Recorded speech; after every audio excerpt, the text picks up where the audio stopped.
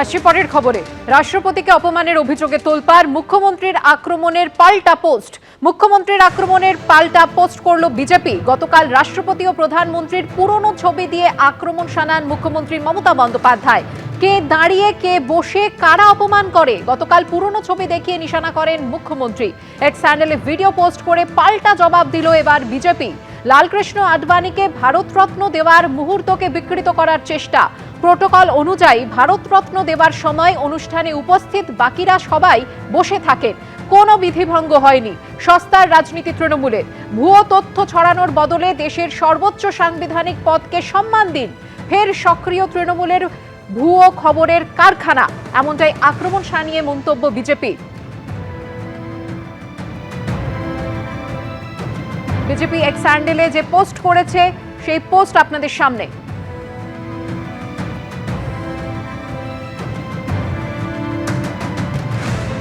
মুখ্যমন্ত্রীর আক্রমণের পাল্টা পোস্ট বিজেপির। গতকাল রাষ্ট্রপতি ও প্রধানমন্ত্রীর পুরনো ছবি দিয়ে আক্রমণ শানান মুখ্যমন্ত্রী মমতা বন্দ্যোপাধ্যায়। আর এবার এক্স হ্যান্ডেলে ভিডিও পোস্ট করে পাল্টা জবাব দিল বিজেপি। বিজেপির তরফে লেখা হয়েছে যে লালকৃষ্ণ আডবাণীকে ভারতরত্ন দেওয়ার মুহূর্তকে বিকৃত করার চেষ্টা। প্রোটোকল অনুযায়ী ভারতরত্ন দেওয়ার সময় অনুষ্ঠানে উপস্থিত বাকিরা সবাই বসে থাকে, কোনো বিধিভঙ্গ হয়নি। সস্তার রাজনীতি তৃণমূলের।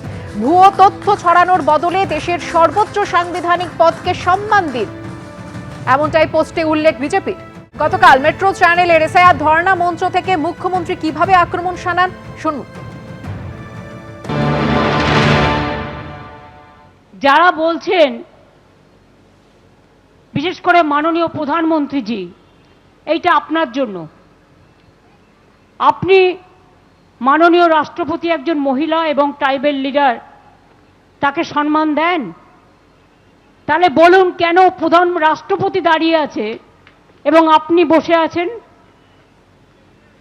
প্রত্যক্ষভাবে আপনাদের দেখিয়ে দিলাম আমরা কিন্তু আমাদের সম্মান দিই,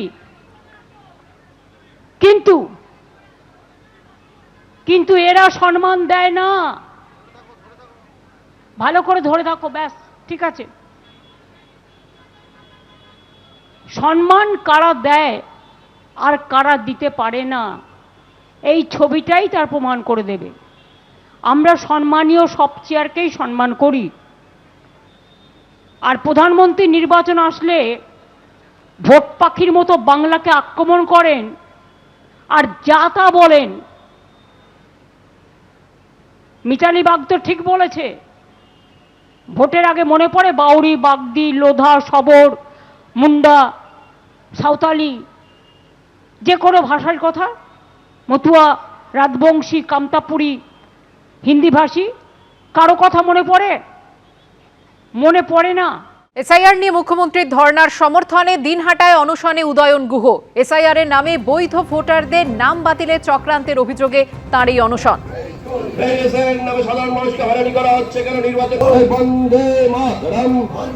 দিনহাটা মহকুমা শাসকের দফতরের পাশে 24 ঘন্টার অনশনে উদয়ন গুহ। উত্তরবঙ্গ উন্নয়ন মন্ত্রীর অনশন কর্মসূচিতে যোগ দলীয় কর্মীদেরও।